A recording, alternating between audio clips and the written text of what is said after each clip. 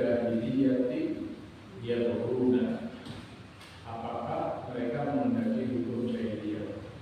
Jadi dikaitkan dengan kata jadul atau jahiliyah dengan hukum. Ada sebagian manusia yang justru kadang-kadang menjadikan hukum jahiliyah itu ya sebagai pijakan dalam melakukan aktivitas kehidupan sehari-hari. Lalu Allah memberikan sebuah kata, wa man ahsanu minallahi hukman liqaumin yuqinun.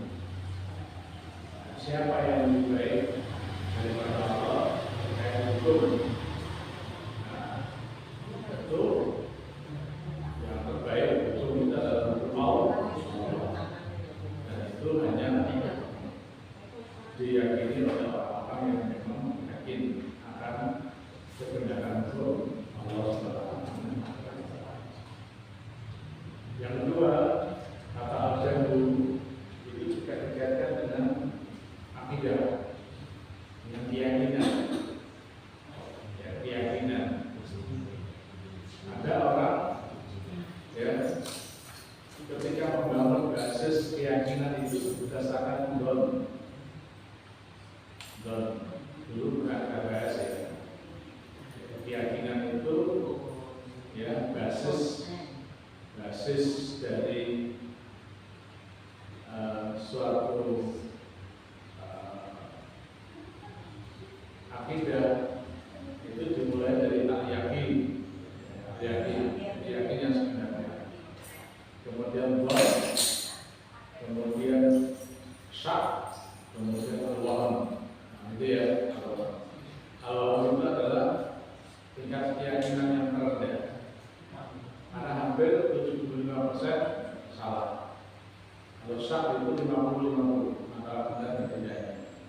Tapi al-wahm itu 75%, 20%, kebenarannya yang 70%.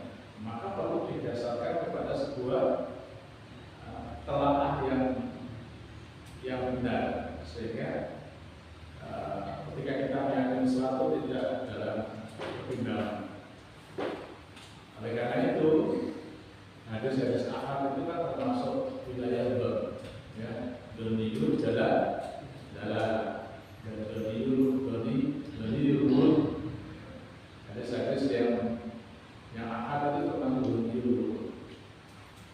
Sementara hadis yang mutawatir itu qat'iyul wurud, yang kepastiannya pasti 100% kebenaran dan absolut. Nah, dalam hal keyakinan itu tidak boleh dipakai don. Yadhunnuna billahi ghairal haq dzannal jahiliyah. Mereka menyangka yang tidak benar kepada Allah seperti sangkaan jahiliyah. Itu menyangka Allah. Tapi yang dimaksud dzannal jahiliyah ini adalah sebuah itu tidak mampu seorang yang meyakini hakikat kebenaran, sehingga keyakinannya lemah dan besar, di mana dia dipenuhi dengan keraguan, terutama hal-hal yang bersifat berita gaib. Hal-hal yang bersifat berita gaib.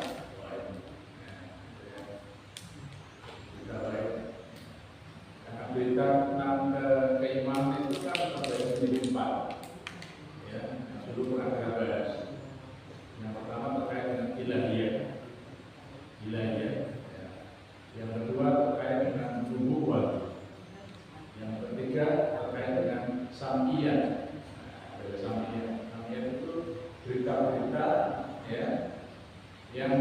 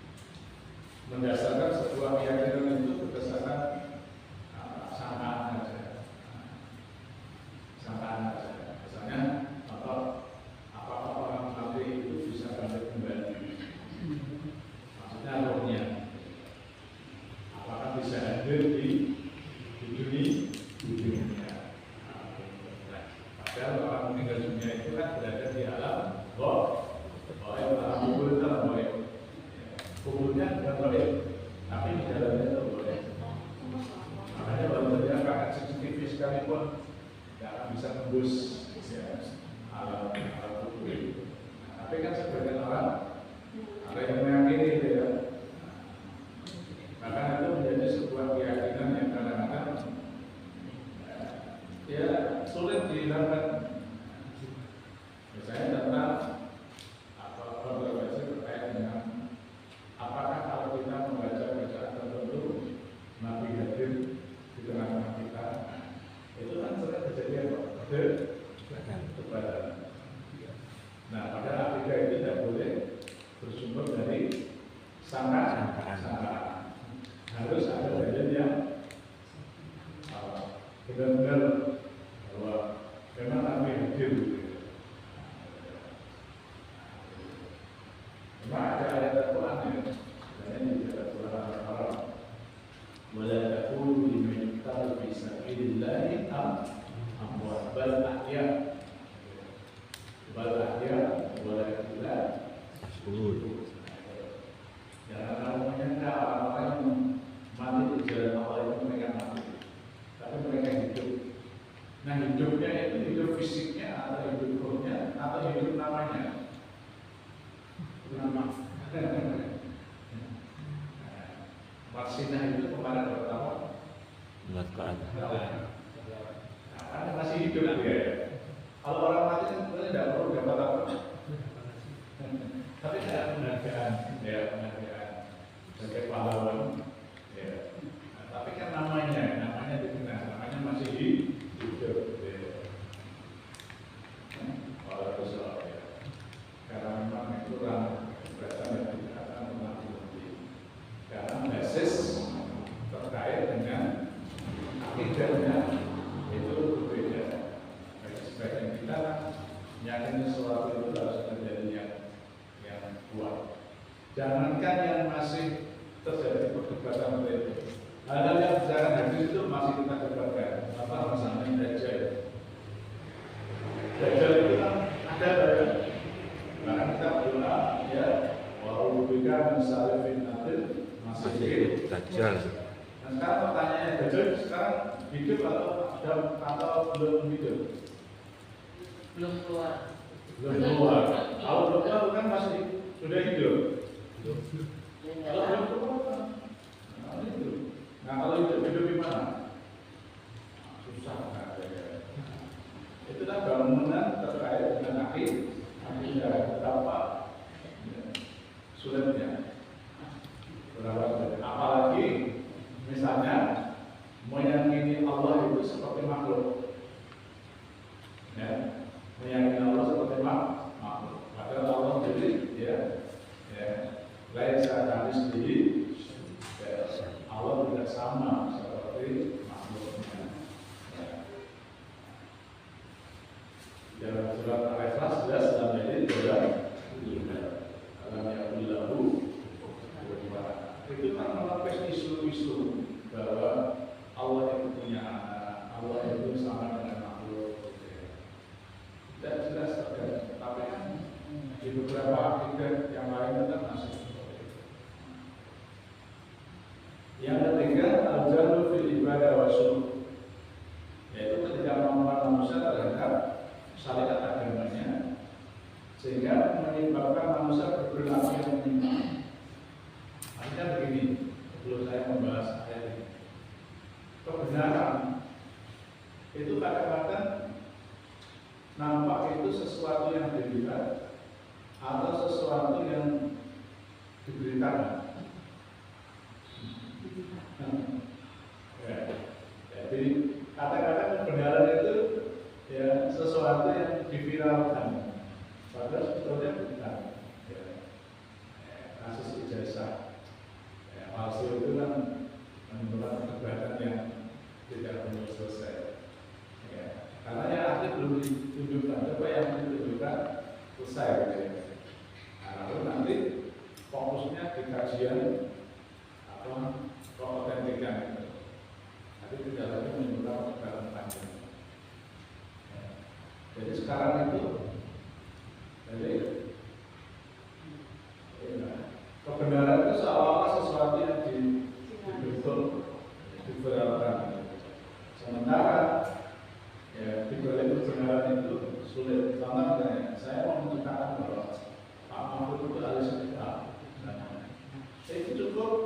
buat konten gitu, ya. Konten yang seolah-olah kemampuan itu adalah ahli sedekah. Padahal itu ada konten saja. Nah, konten-konten kreator itu rata-rata kan begitu. Ya. Namanya ada di Facebook itu konten kreator itu, ya. Itu kan, ya, orang berbuat kebaikan tapi dikontenkan. Jadi seolah-olah seperti itu padahal bukan. Atau sebuah perilaku penyimpangan kalau kita menganggap bahwa itu tidak bertentangan dengan agama, tidak bertentangan dengan agama. Kalau yang mau percaya kerja tadi dan 6 pagi hari Ahad jalan-jalan lalu ikut aja muter, karena akan melihat berbagai bentuk manusia yang jalan muter lalu. Dan rata-rata jilbaban. Kalau nggak pakai jilbab sudah jelas ya. Jilbab. Tapi ya bajunya sangat Upload. Ya. Dan itu dianggap ya begitu, itu benar itu. Nah, itu kan bisa. Benar. Itu yang dimaksud al-jahlu fil ibadah wasu. Di dalam ayat Quran, wa qarna fi buyutikunna wa la tabarrajna tabarrujal jahiliyah. Dan dalam wanita-wanita itu berada di rumah-rumah kalian. Ya. Wa la tabarrujna, nah, ini yang dibahas. Maka kalau keluar rumah itu ada batasan-batasan. Ya, tidak sekedar keluar rumah, terutama bagi wanita-wanita akhir, ya, wanita-wanita yang bekerja di tempat-tempat yang bercampur antara laki-laki dan wanita, itu kan tidak bisa dihindari. Wanita-wanita yang bekerja di domestik, ya, apalagi pekerja migran. Biasanya itu janda punya suami karena dia sebagai single parent. Anak-anaknya cukup, akhirnya apa? Jadi TKW, bayangkan, ya, jadi TKW. Padahal hadisnya jelas, ya, janganlah sekali-kali wanita bepergian jauh, illa ma'ambil mu'min, kecuali bersama kamu muhrim. Nah, bagaimana kalau wanita kerja keluar rumah tanpa muhrim? Kalau tempatnya dekat dan itu tidak menetap, sebagai ulama memang boleh. Misalnya sembilan kerja di Ulum, ya, masa Pak Salam itu ada mungkin, ya. Tapi kan tempat ini sudah diketahui, ya. Diketahui sudah dianggap makruh dan dia tidak menetap di situ terus-menerus. Nah, sekarang ada yang wanita-wanita yang bekerja di TKW dia menetap di luar itu terus-menerus tanpa sanad tanpa adab. Apa tanpa sanad tanpa adab? Ya, dia akhirnya berkumpul dengan wanita-wanita migran, gitu ya. Untuk sebuah mes, gitu ya. Di tanpa musim itu luar biasa perjuangan wanita-wanita menghasil devisa. Dari mereka keluar rumah, nah, ya, karena demi mendapatkan ya cuan, ya, mendapatkan uang, ya. Karena mereka ya hidupnya sendiri tidak mendapatkan apa yang seharusnya dilakukan. Nah, biasanya kan rata-rata kan janda atau masih perawan, ya, belum punya ikatan suami. Kalau punya suami, sampai suaminya ditinggal itu malah nomor nanti. Nanti jadi TKW, bujurnya kalau mama, tapi seperti itu, yang keluar negeri itu kira-kira gimana itu? Ya, udah dengar kira-kira gimana ya? Apik tak apik? Nah itu dianggap biasa, itu dianggap biasa, dianggap biasa. Nah ini persoalan apa membentuk sebuah pemahaman budaya. Jadi budaya kerja seperti itu dianggap biasa. Memang seharusnya wanita itu di rumah, tapi kan sekarang banyak wanita-wanita yang berpendidikan tinggi, sehingga dia tidak harus di rumah. Nah, dia mengambil alih pekerjaan-pekerjaan yang memang sesuai dengan bidangnya. Persoalannya sekarang ya, hampir semua bidang pekerjaan yang dulu dikuasai laki-laki, sekarang dikuasai perempuan. Sampai tukang bensin itu wedok. Orang-orang berbiaya. Angkat besi ya itu. Ya, kan mesti dia akan berinteraksi dengan banyak orang. Berganti-ganti. Nah, kalau aja gitu kan, ya interaksinya dengan banyak orang kan terbatas ya. Atau dia sebagai tenaga administrasi itu terbatas. Tapi kalau sudah hal yang sifatnya, bahkan yang saya lihat ada wanita-wanita itu di Merawat itu yang ikut jadi kuli bangunan. Kalau berangkat itu diangkat hotel pak. Ya apa? Maksud saya. Apa misalnya saya nyetel gawe di bola. Ya ambillah kalau memang lebih bekerja pekerjaan yang aman baginya dan tidak menguras fisiknya. Jangankan seperti itu, jadi guru aja giliran ya.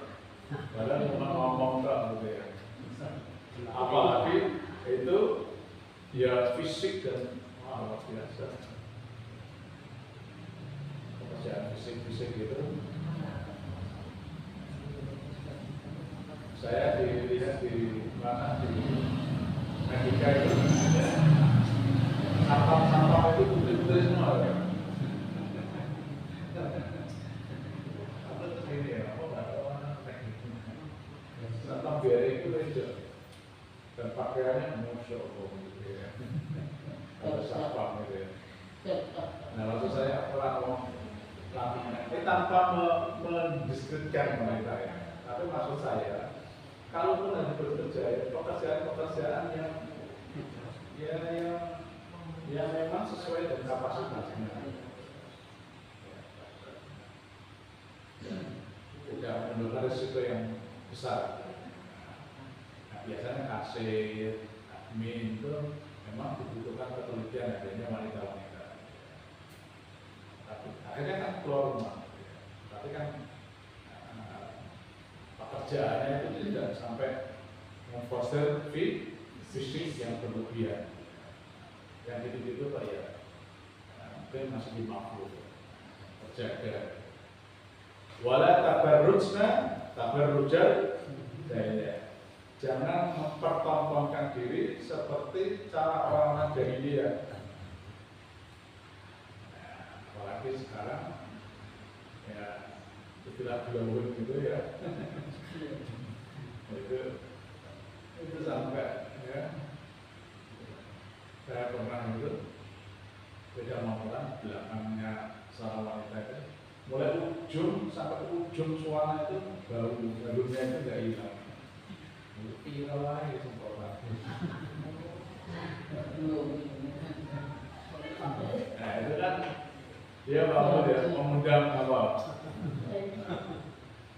Jadi bau harumnya itu terlalu berlebihan. Biasanya kalau bau harum biasa itu kan begitu kenangan kan hilang gitu ya. Itu tidak terus.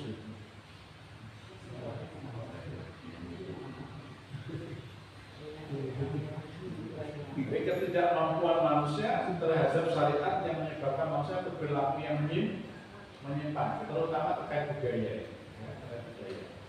Perilaku budaya yang dibiasakan.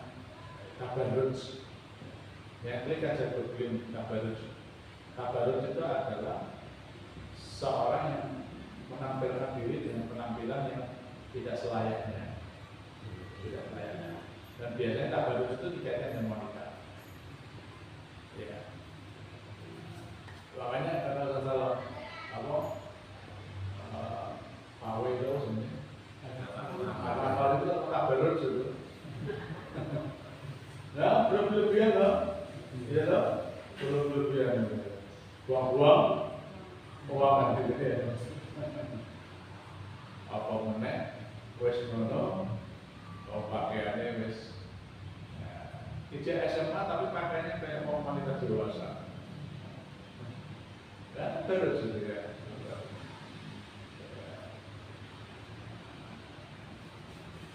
itu tapi itu dianggap budaya gitu ya masalahnya orang mana ya apa kalau sudah fashion show atau naik karnival gitu ya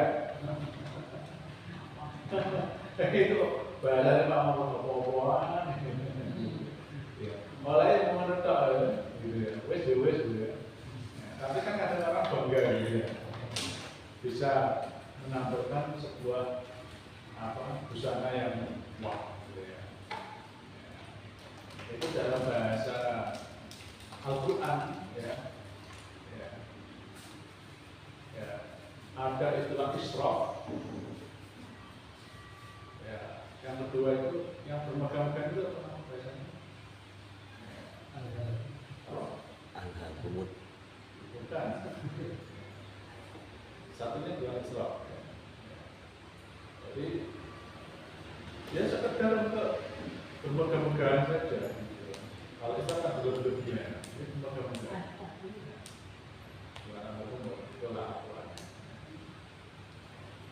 jadi sebuah perilaku yang sekedar untuk menampilkan gaya wah gitu ya. Jadi pakai tas itu bukan fungsi tas tapi apa? merah ya. Nah. Jadi bawa tas itu benar-benar gaya itu biasanya anak muda ya anak muda atau ibu-ibu yang masih ya muda gitu ya kalau ibu-ibu dari tua gitu yang lagi terus sopok itu namanya al-jahlul fil ibadah wa sujud yaitu kebodohan dalam ibadah dan kebiasaan dalam yang menentukan yang keempat al-jahlul fil hayati al-ammah ya jahil dalam tujuan watak dan sikap dalam menghadapi problem kehidupan dan pemaknaan secara luas ya yang kita sebut dengan bermegah-megahan ala jahiliyah bermegah-megahan jadi konteksnya itu bukan pakai baju itu untuk menutupi aurat tapi bagaimana pakai baju itu ya tujuannya sama dan jadi khamiyah kalau jadi kesombongan yaitu kesombongan jahiliyah ini istilah-istilah kata-kata al-jahiliyah atau jahiliyah di dalam Al-Quran jadi yang pertama prasangka jahiliyah, yang kedua hukum jahiliyah, yang ketiga tabarut jahiliyah, nah, yang keempat fanatisme jahiliyah. Kalau fanatisme jahiliyah itu adalah susah itu ya apabila mereka dikatakan untuk mengikuti Allah dan Rasulnya qalu bal nattabi'u ma alfaina alaihi abas awal kana abahum la yaquluna syai'an wa la yahtadun. Bila mereka diajak untuk kembali kepada Allah dan Rasulnya, mereka mengatakan kami seperti ini karena mengikuti nenek moyang. Fanatisme jahiliyah. Bahayanya jahiliyah. Nah sekarang kita lihat dalam hadis. Ambil dikit ya. Hadis. Dalam hadis ada satu hadis, kita banyak hadis ya. Nah, saya sampaikan dua hadis dan nanti termasuk apa saja yang termasuk perilaku jahiliyah. Dari Anas bin Malik radhiyallahu anhu, ya. Nabi sallallahu alaihi wasallam qala, Nabi bersabda, Arba'un fi ummati min amril jahiliyah. Ada 4 hal yang termasuk urusan jahiliyah. La yatrukuna al-fakhra fil hisab. Yang pertama adalah orang yang berbangga-bangga dalam keturunan. Berbangga-bangga dalam keturunan. Wal istiqa'u bin nujum.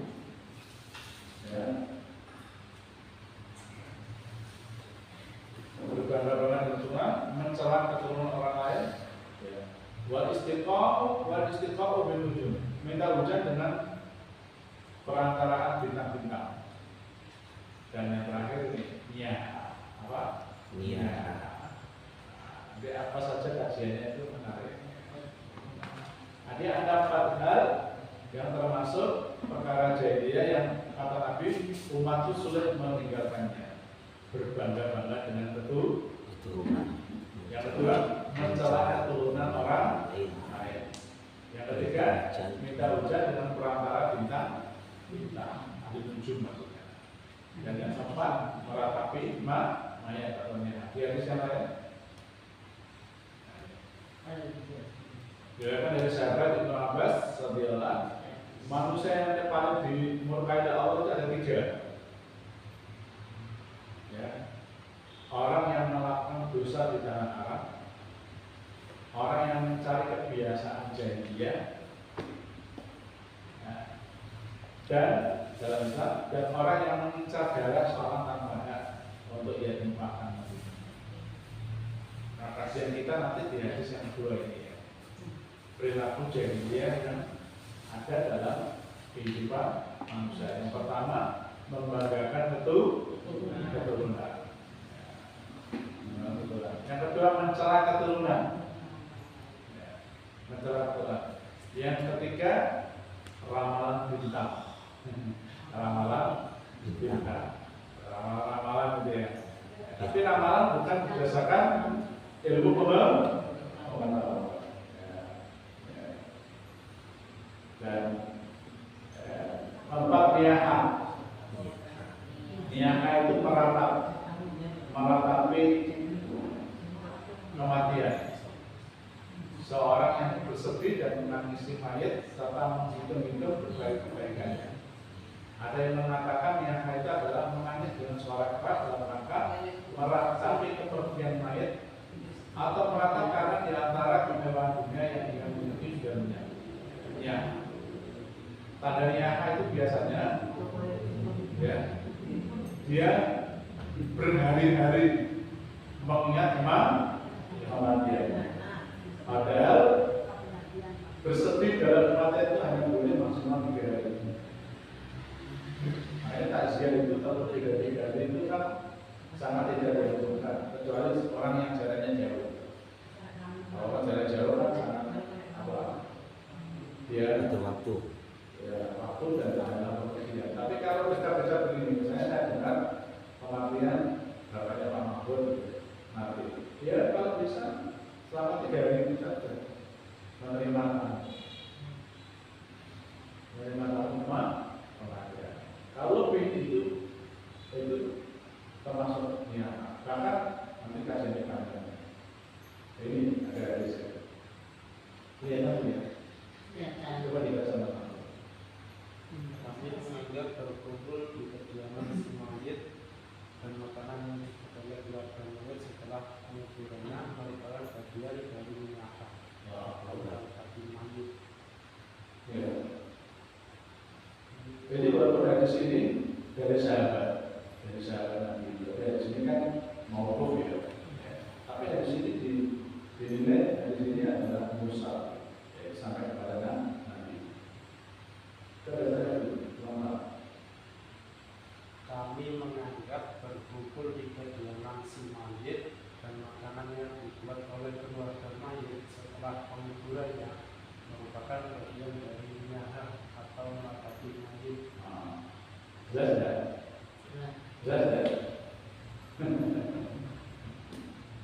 Maka kalau menghubungi makanan itu ya untuk yang jauh-jauh saja, yang dekat kan atau sekedar kasih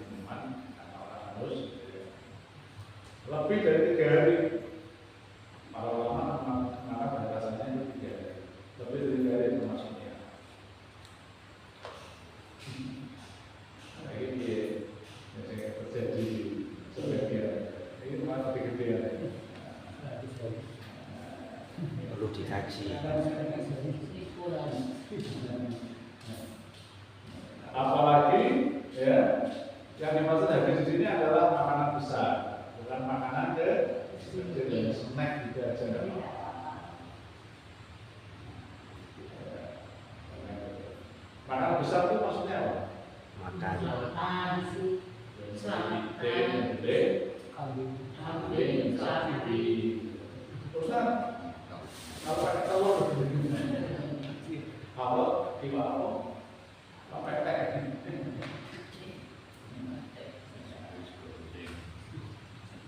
Ini ada 3 perkara atau masalah materi ya, mengapa minum air? Apa ini? Jamuan makan. Do. Dan mengingat nyawa kita yang bukan keluarga. Loh, jamuan makan ya termasuk minum berarti. Coba baca lagi yang baik. Ayo, coba nih. Apa? Coba baca. Maka sudah mereka termasuk para jadi. Jahiliyah. Namanya sudah termasuk para jadi. Kalau ini sih, tapi di sini monggo biarkan sampai pada saat tetapi apa ini?